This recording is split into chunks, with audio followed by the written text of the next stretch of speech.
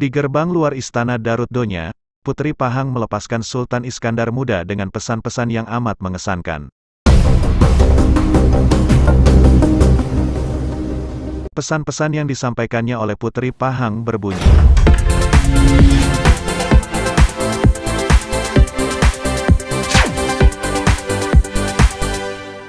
Harap tuanku waspada. Dalam pelayaran melintasi Selat Malaka, akan tuanku hadapi 3 bahaya.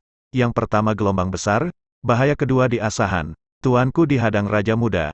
Yang ketiga bahaya di Banang, 3 aulia bermakam di sana. Karena itu tuanku, Banang jangan dihancurkan.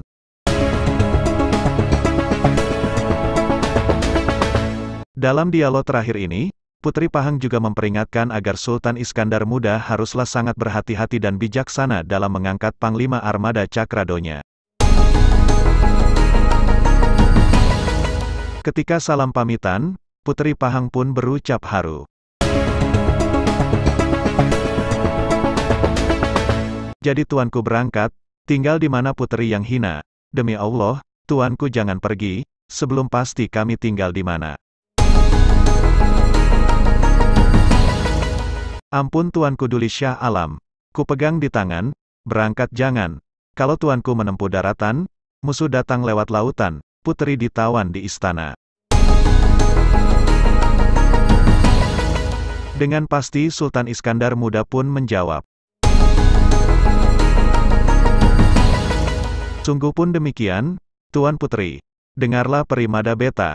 Adinda kuserahkan kepada Allah, Tuhan pencipta kita semua. Putri Pahang kembali menjawab.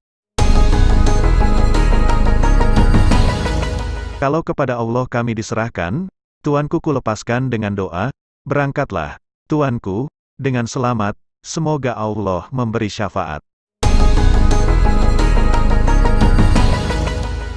Demikianlah dialog perpisahan romantis yang terjadi ketika Sultan Iskandar Muda hendak berangkat bersama Armada Cakradonya untuk memerangi Raja Siujud.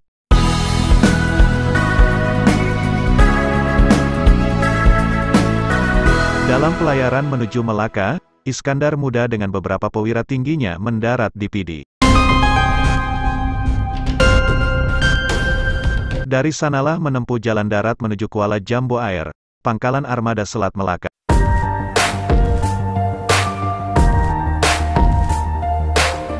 Dalam perjalanan dari Pidi menuju Jambu Air, ikut bersama Iskandar Muda pasukan-pasukan pilihan dari Pidi, Meurdu, Samalanga, Jumpa, Gelumpang II, dan sebagainya.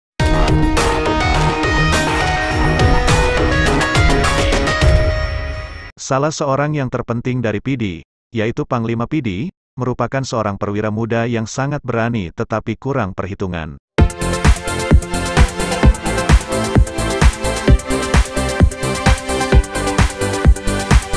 Dari Meredu, ikut seorang ulama besar yang berasal dari Madinah, yang bernama Japakeh. Beliau seorang perwira tinggi dari Angkatan Perang Turki Utsmaniyah yang datang ke Aceh dalam rangka kerjasama antara Kerajaan Aceh Darussalam dan Kerajaan Turki Utsmaniyah. Japakeh diangkat menjadi penasehat untuk Armada Cakradonya. Selain Japakeh, seorang laksamana muda yang berasal dari Meurdu juga ikut bersama Armada Cakradonya, yaitu bernama Malim Dagang. Sesampainya Iskandar Muda dan rombongan di Kuala Jambu Air, pangkalan armada Selat Malaka, diadakan musyawarah penting untuk mengangkat Panglima Armada Cakradonya. 2 calon ditampilkan, yaitu Panglima Pidi, seorang perwira tinggi Angkatan Darat, dan Laksamana Malim Dagang, seorang perwira tinggi Angkatan Laut. Dengan nasihat dari Japakeh, maka Iskandar Muda mengangkat Malim Dagang menjadi Panglima Armada Cakradonya. Karena ia di samping memiliki sifat-sifat yang berani, juga mempunyai sifat arif bijaksana.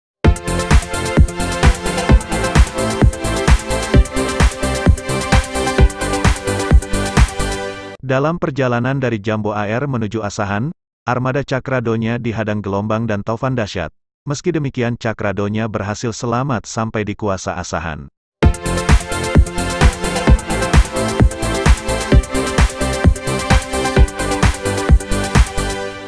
Lepas dari gelombang besar tersebut, Iskandar Muda dihadang oleh Raja Muda, Raja Negeri Asahan, yang menurut hikayat Malim Dagang masih kafir, belum Islam.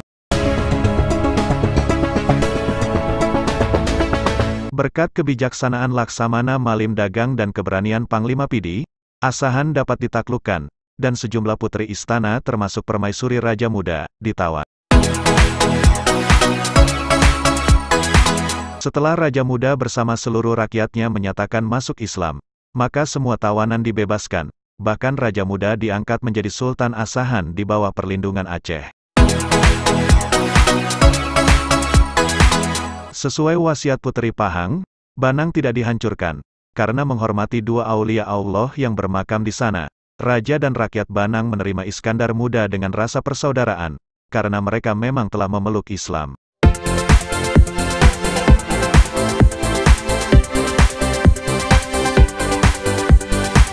Dari Banang, armada Cakradonya menuju Johor, di mana Raja dan rakyat Johor menerima Iskandar Muda dengan sikap permusuhan.